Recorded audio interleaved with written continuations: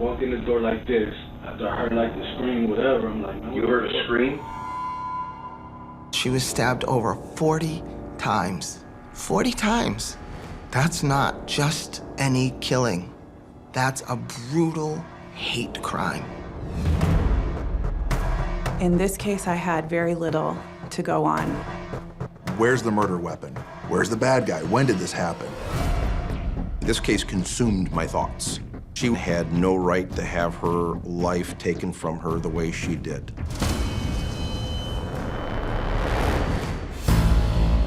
Every murder is a mystery. But a victim's body is a sea of evidence. Every fiber is a clue. Every wound, a piece of the puzzle. The medical examiner holds the key to unlock their stories and catch a killer. This is Secrets of the Morgue.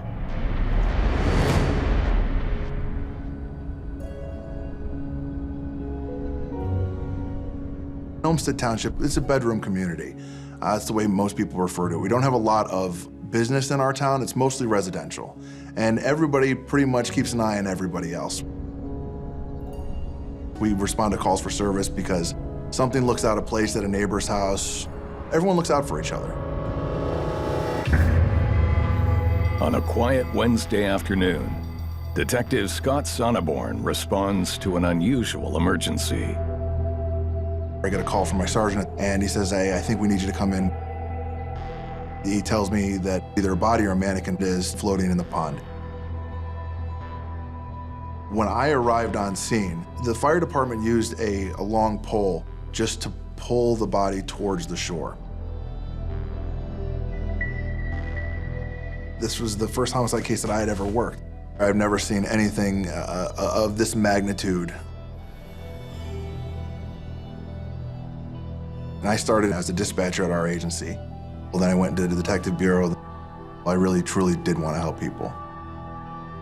In October of 2012, this homicide happened within 2 months of me being put in the bureau.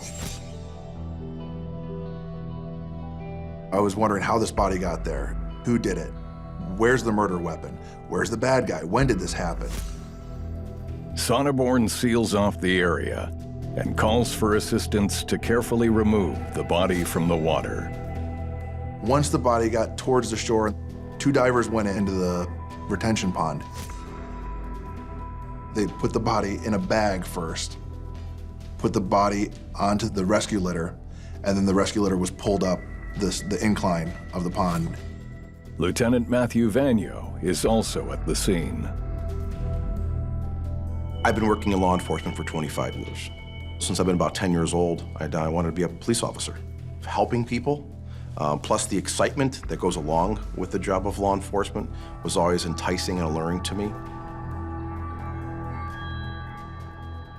The detectives examine the body for clues to a crime.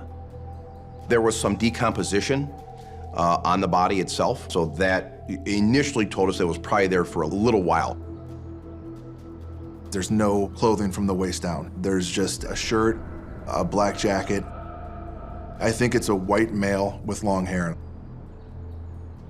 You could see ropes around the waist and under the arms. When the body was turned to its side, you could see that these ropes were knotted behind their back. The scene raises suspicion, and the detectives want an autopsy performed right away. Forensic pathologist Dr. Andrea Weems is assigned to the case. My patients don't have a voice any longer, and I feel a connection with their life through their death. It allows me to be their voice. Each autopsy is definitely a puzzle.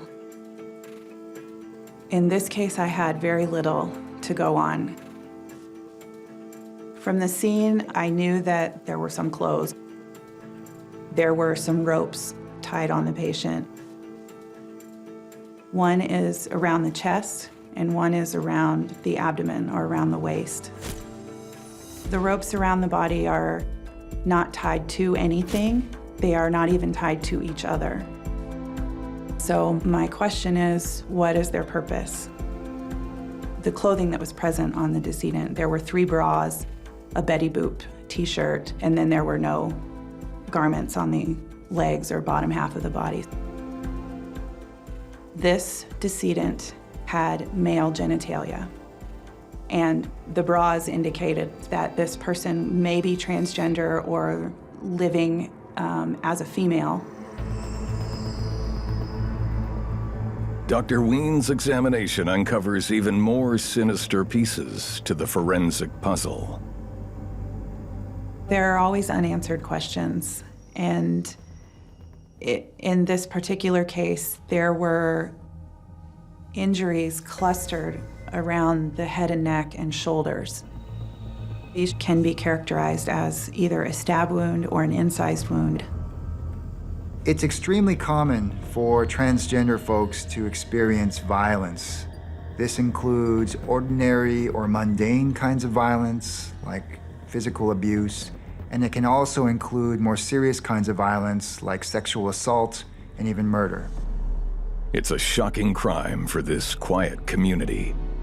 Detectives Sonneborn and Vanyo are determined to identify the victim and catch the killer responsible for her brutal murder. I can't imagine anybody being punished for just being themselves, and it's sad that some people have to live that way. This was a pure, unadulterated rage, and we had to find the person who did this. We are seeing an infestation of crime and murder towards people within the transgender community. They canvass the neighborhood for clues that could help ID the victim or shed light on this twisted crime. The property is kind of standalone on the west side of the street. Just to the north of it, there's a larger development that kind of abuts the north side of this property. Across the street from the residence, there are some houses, but they wouldn't really have a view of what was going on. I canvassed every single house that could have a human eyeball perspective, and I just, put boots on the ground, and I knocked on every single door.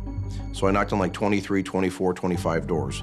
And I would keep looking back to the property, say, okay, how much longer do I got to go?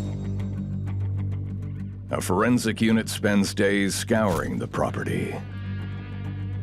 There's several acres of trees. There is debris all over of this property. There's a fire pit way, way, way in the back of the property with some car seats sitting around it, like for entertainment. It's kind of almost like a dumping ground. The search uncovers a promising piece of evidence. We found a pair of swim trunks. They were overgrown with grass, so they had definitely been there for some time. Our decedent didn't have any pants on. We thought possibly that it was related. The trunks are sent to Dr. Wien's to try and connect them to the victim. We don't know the exact cause of death. We couldn't rule out drowning. Drowning is a diagnosis of exclusion. Basically, you look at it as, why is this person in the water? Is there any other reason for them to be dead? But Dr. Wien's examination quickly identifies the actual cause of death. There were at least 40 sharp force injuries identified on this person, mostly centered around the head. There were sharp force injuries along the right shoulder and anterior chest area, and then also on the side of the left chest and right in the middle of the upper abdomen.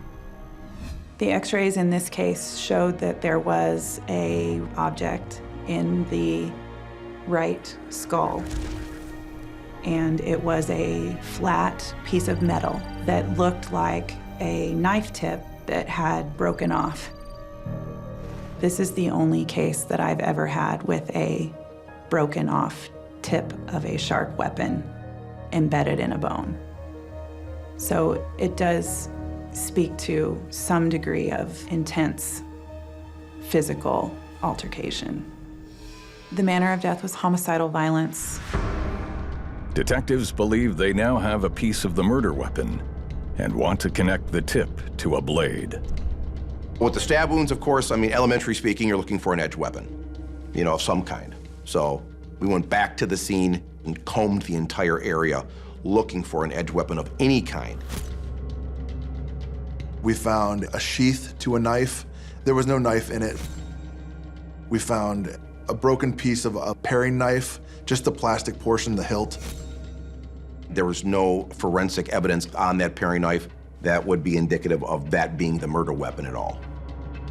They return to the pond, thinking the killer may have tossed the knife into the murky water. We tried to get permission to drain the pond because we really wanted to see what else was in there. We were unable to obtain permission from the EPA due to the amount of chemicals that had been in this pond over the years. So we had to deploy sonar. We wanted to see if there was a murder weapon inside this water. Time was not on our side here. It wasn't like this homicide just occurred within the last couple days. We combed the entire area, but we did not find anything on the property.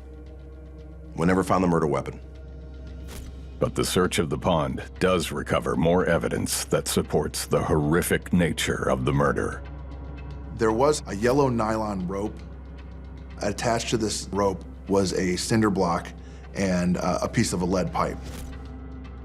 We believe that that was actually bound to the victim to help weigh the victim down. Investigators are dealing with a cold and calculating killer. There was a sense of urgency because there was, in our mind, there was a murderer on the streets, so we wanted to get that person off the streets. This wasn't an ordinary kind of murder. This wasn't something done out of jealousy or as revenge. This seems to be motivated by something deeper and more hateful. Not only that, the 40 stab wounds, if you think about that, 40, it's so many, it's so violent.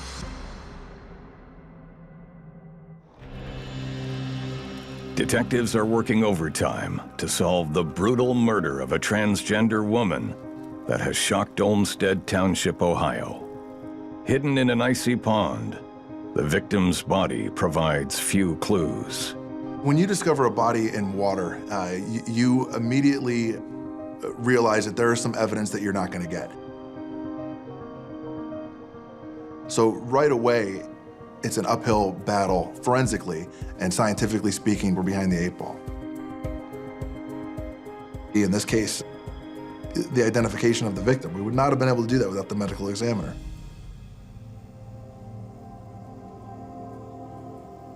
The goal of making physical characteristic measurements and observations is to confirm identity. And in cases of unidentified people, we often don't know the age of the person. We don't know even sometimes the pigmentation of the skin, especially for people who are found in water, because the epidermis will slough off, and so everyone looks pale. Any preserved epidermis can help me determine race. A portion of the face, including the nose and mouth and kind of chin region, was part of the area of the body that retained the skin that was still darkly pigmented. Organs that were very healthy looking, the teeth were in good condition. I give detectives the height, which was 5 feet 11 inches, the weight, which was 142 pounds. Overall, this person looked like someone in their 20s. But submersion in water has destroyed the fingerprints, one of the easiest ways to make an ID. This patient had a skin slippage. That skin slippage includes degloving, which is when the thickened skin on the palms of the hands and feet kind of peels off as a glove all at once. Dr. Wiens can't make an ID, but if she can determine a time of death, it could give detectives a new lead. You always want a time frame of death because certain people are in certain places at certain times that they may find out through the investigation that was with the victim, with the decedent, so that's huge. Rigor mortis, body stiffening, livor mortis, changes in body color, postmortem animal activity. So we look at all of these things together and try to come up with a range for how long possibly has this person been dead. This person has significant postmortem changes, significant decomposition changes, and it's cold outside still in April. So all of that right there puts this person in the water for a couple of months at least. Detectives reach out across Cleveland for any missing person reports in the last 5 months. After we put the media release out, we started getting calls, not only from other police departments, but from other individuals in the transgender community that said, hey, we believe this is CeCe. They follow up and locate the family of 20-year-old CeCe Dove.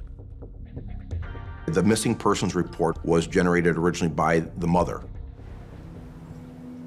The best way to confirm her identity now is through DNA.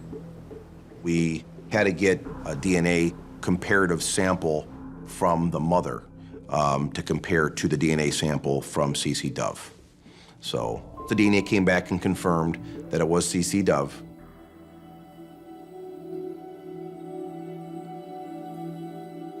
It never is easy to tell the loved one of somebody who died, let alone somebody who died violently, that their loved one is the one who's been found.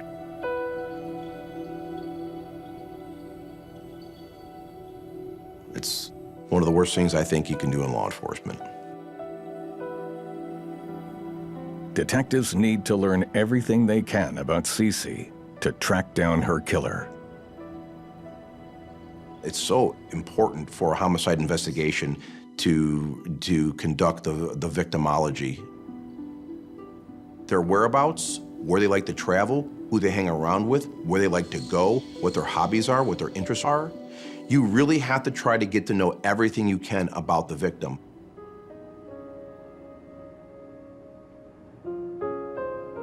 We learned she's been living as a transgendered woman. She'd always kind of leaned this way in her life, and then she finally came out, would live it openly instead of hiding it. And that was within the last few years of her life.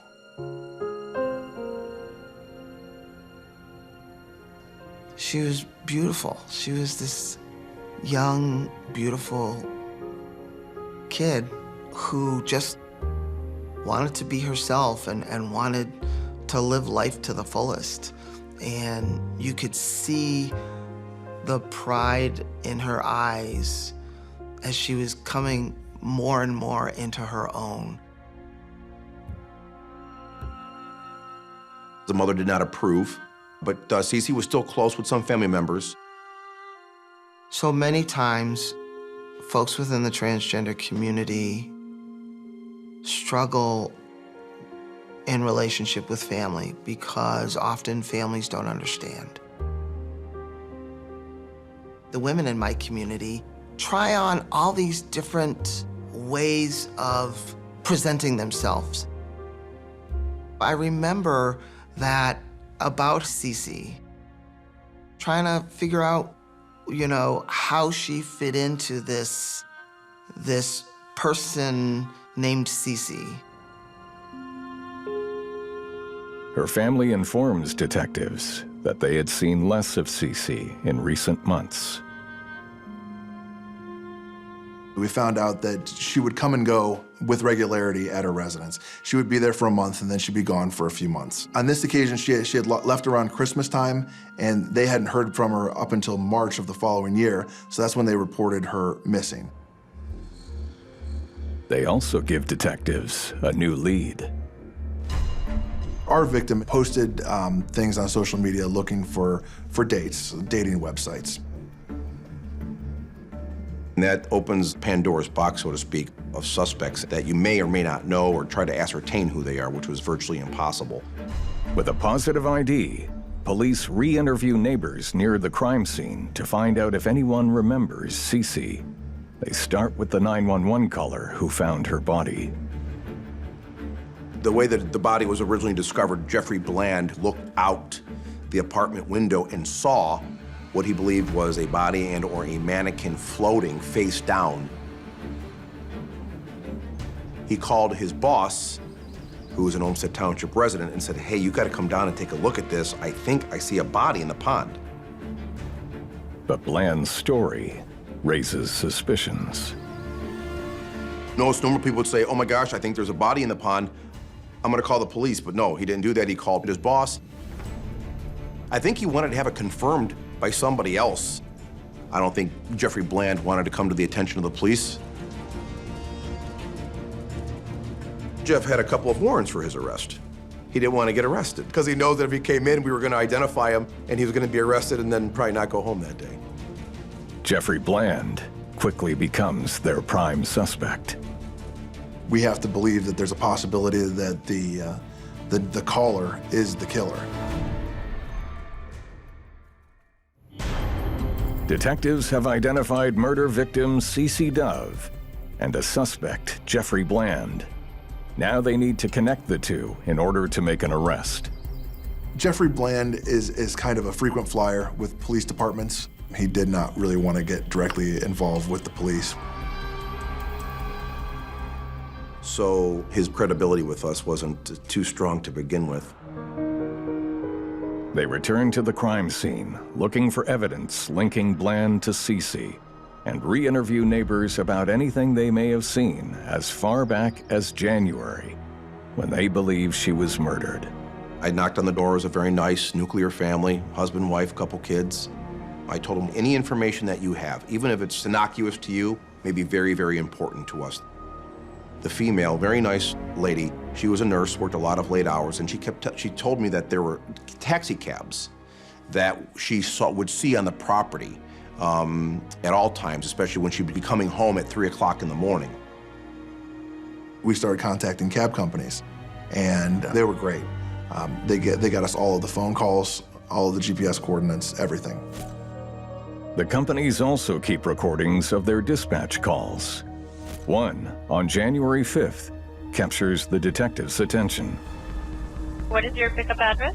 That's in Cleveland. You're going to go pick them up and drop them off at Olmsted. And how much you think that is? Okay, that gives me an estimated fare of $59. Okay, that's fine. We heard a male's voice requesting a cab to respond to a residence in Cleveland and pick up a female passenger. He requested that female passenger be brought out to the residence in Olmsted Township, where we found the decedent. It turns out that the residence that he dispatched the cab to was our victim's residence. And I'm like, okay, this is fantastic. So we had a cab, we had a cab number, we had a cab driver, we had the dispatch call, and we had the GPS coordinates. Detectives think Bland made the call, but he claims he didn't live at the address until the next month. Jeffrey Bland resided at the apartment mid-February of 2013. To link him to CeCe, they need to prove the body was put in the pond after he moved in. There are no specific tests that can be done to this person laying on my table to say they died at 7:05 p.m. yesterday. That's not real. So we try to come up with a range that is within reason for a minimum to a maximum sort of how long possibly has this person been dead. Dr. Wiens tries to refine the timeline by examining how long the body took to float to the surface. In order for a body that is submerged to float up to the surface, that is usually a consequence of the time it takes the body to decompose. Once the body is dead, the environment changes inside the body for all the bugs, the microbes that live in your body. And those bugs then just grow, and part of their metabolism process produces gases.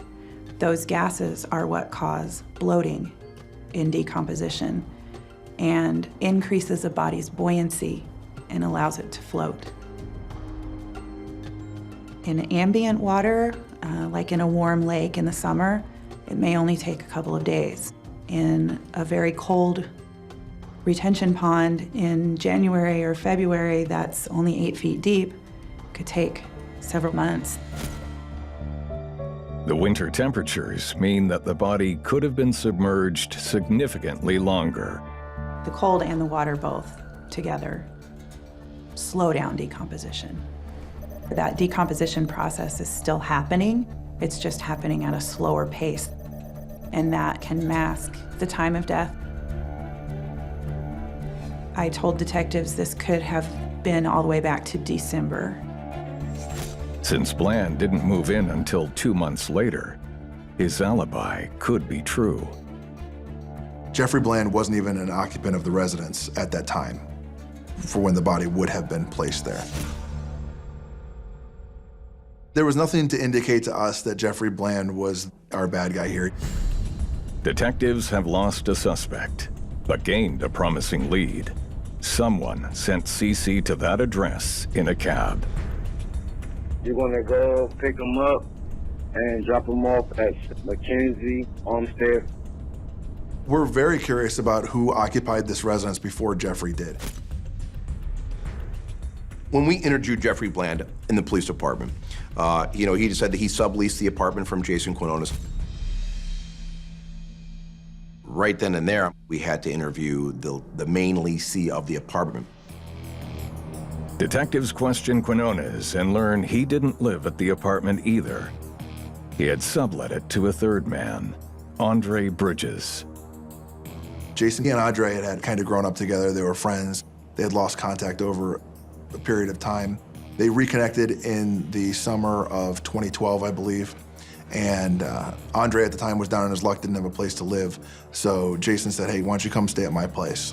I'm living with my girlfriend now, so you can stay there. You just gotta pay me rent. Quinones tells them a strange story about a cold January day. He went to go collect rent from Andre Bridges with his associate, Mr. Bill King. Jason is buddies with Bill. He says that when he went to the property, Andre was standing outside next to a fire pit and he just looked nuts. That was the way he described him. He said he was bleeding from the hand. Andre said he got jumped by a couple guys in the apartment. One of the guys had a knife and he caught the knife in his hand. And then Jason says, well, I'm gonna go look in the apartment. Andre tries to stop him, says, don't go in there, you're not gonna be happy with what you see. Jason goes up there and sees a lot of blood. Bill's down there standing next to the fire pit and decided to take a photograph from his cell phone of Andre with a bloody hand burning something in that fire pit. This photograph was able to give us the date and time that it was taken, which was January 5th, and I believe it was around 3 o'clock in the afternoon. This is the day of what we believe is the murder. The picture puts all 3 men at the scene at the same time CeCe was killed. To me, it's shocking to see. I'm looking at a picture of the day of the event. It's shocking.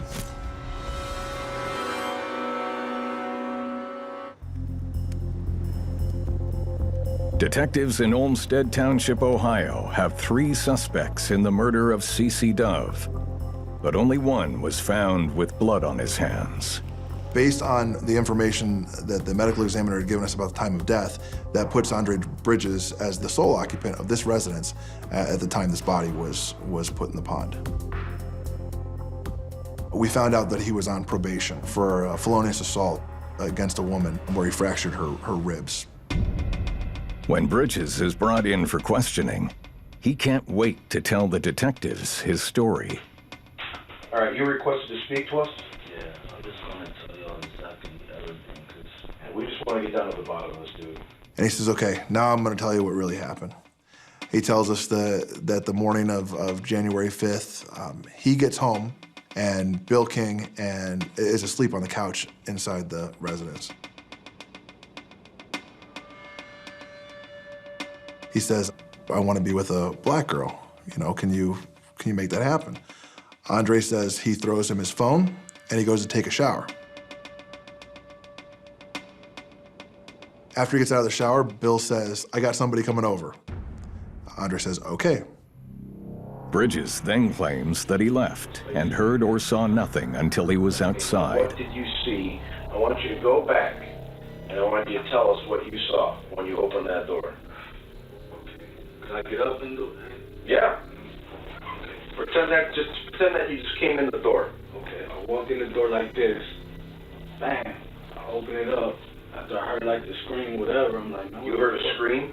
Yeah, I did hear the scream. I was outside with the dog, like I said, smoking a cigarette. I opened the door, and when I was walking up though, I heard Jason say, man, that's a dude. He sees Bill King holding a knife and Jason Quinona standing in the apartment and them saying, it's a dude, it's a dude. At that point, he says he ran away from the residence, and that's the truth. But as I'm talking, I'm thinking like, man, if I say anything, that's gonna put me there. I don't want to see. That's why I'm telling you, I didn't do it. Detectives now have multiple versions of CeCe's last day alive, so they go back to the apartment to find out what really happened. We were on scene. It was extremely windy. The mail had blown out of the mailbox. We picked it up and we saw the name. It was a Metro Health bill in the name of Andre Bridges. We opened up the piece of mail after we received the warrant, and it said that he went to Metro General Hospital in Cleveland for lacerations to his right hand. The bill is dated January 6th, the day after they believe CeCe was killed. He told the medical staff at Metro Health that he cut his hand on a can of mixed vegetables on the lid. But detectives aren't buying Bridges' story. We thought it was highly suspicious, somebody who's going to stab somebody over 40 times. Usually, you could think that it becomes so bloody that the hand then slips off of the handle and then goes on to the blade and then will cut themselves on their hand. They asked Dr. Weens if the knife wounds on CeCe's body can be connected to the cut on Bridges' hand. There were injuries clustered around the head and neck and shoulders, with only a single injury on one hand and a single injury on one leg identified. It was a very violent way to die. The wounds indicate that CeCe's attacker couldn't stop stabbing her. In cases of overkill, it's not uncommon for the culprit to actually injure themselves, and that's because they've whipped themselves into a fit of rage. As a consequence of repetitive motion, quick motion, and, once someone starts to bleed, the knife becomes slippery, and so it's not surprising to me that any assailant who uses a knife might sustain an injury on his or her own hand. It was confirmation that an injury like this would be sustained during a stabbing. It would be reasonable to see on the suspect when committing murder with a knife. So more and more, once again, the focus of our investigation started to disclose in on Mr. Andre Bridges. Detectives continue their search for more evidence in order to confirm Bridges' involvement in CeCe's murder. Going up the stairwell, you could see blood spatter on both sides. It wasn't an exorbitant amount, and if you weren't looking for it, you may not know that it's there. Whoever cleaned it up did a decent job of cleaning it. We found several different ropes within the garage that were similar to the rope that was tied around the decedent. The blood evidence and ropes are sent to Dr. Weens for analysis. We need the medical examiner to identify the rope as being the same rope that's tied around our decedent.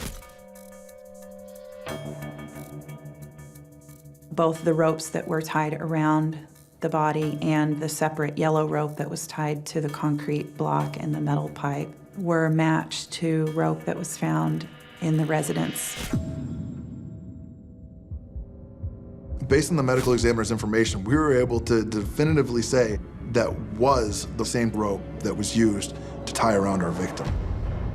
But detectives still can't prove who tied the rope around CeCe or why. One could only assume at that point that the suspect, used that rope, cut it, and then tied it around the body, tied it to the cylinder block, and then put the body in the pond. We believe that the bad guy in this instance was trying to cover up what he had done. We needed to tie that homicide, that stabbing, to that apartment. But the nexus that we needed to solidify that and support that was we needed some type of DNA and forensic evidence from that apartment that would put our victim in that apartment.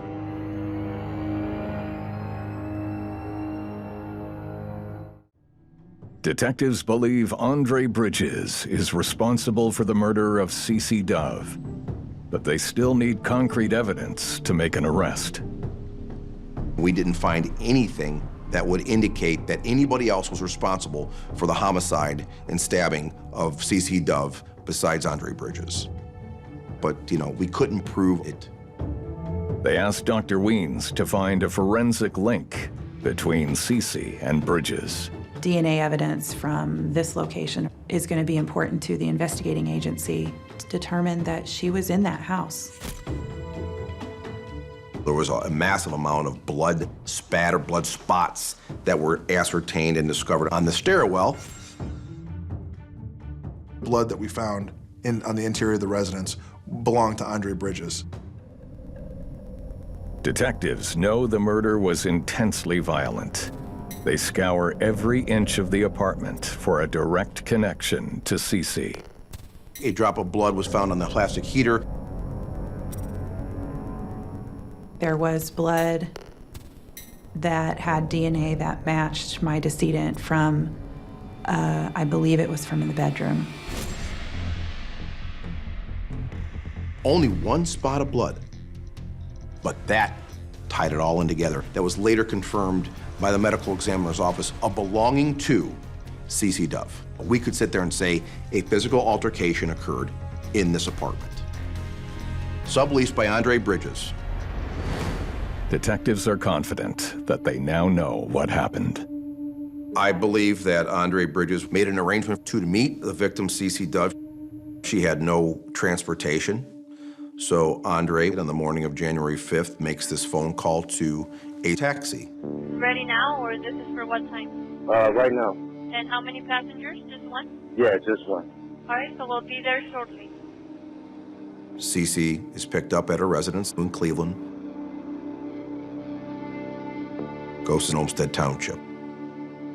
The cab driver sees Andre come out, pay him the money, sees them both walk into the apartment below. Once inside, something goes terribly wrong. On this occasion, she was going out on a date like she had done several times before. Things became amorous. And based on Andre's violent nature, his history, just the way he is, he turned into violence. And he stabbed her multiple times. We believe Andre was probably high at the time. I think based on his intoxicated state, it cost her her life. Yes, she suffered. She had significant sharp force injuries of the neck, which cut her thyroid cartilage and injured major vessels in the neck. If you have 14 stab and incised wounds on your neck and head, and then you get stabbed in the lung, it's only going to make things worse. I can't say how long it took her to die. It could have been minutes, it could have been 30 minutes. It wasn't sudden.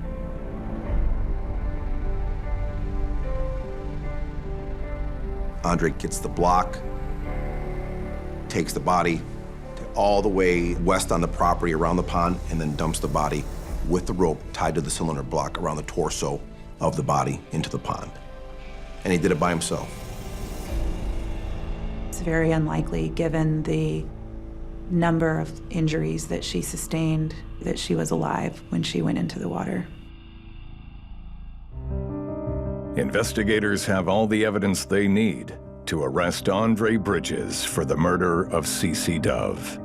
My favorite part of being a forensic pathologist is going to court and testifying. My job is to relay to the jury what I found, what I saw, what the cause and manner of death were, and be the voice for that decedent. Pathologists are a huge, vital, important piece of any criminal investigation where forensics are involved. It paints a picture to the jury. It tells a story. And I think the ME's forensic evidence supports, galvanizes, and aids the criminal investigation. And together, you come up with what truly transpired on January 5th of 2013. At his trial, Bridges is found guilty of murder and sentenced to life in prison. We have to change the culture within this country towards transgender individuals, and especially trans women of color. I can't keep losing my sisters. We were able to put the bad guy in jail. It does not change the fact that there's a family attached to this victim from the start to the end. I will tell you this: Andre Bridges had no support in the crowd, but the victim's family was there every day. That shows me what kind of lives they lived. Andre had nobody in court. Our decedent had love. I carry a little piece of each of these types of cases with me. This case stuck out in my memory. It still does. It helps me to know that I'm doing something worthwhile when I get to be this person's voice and follow it through into the end for her.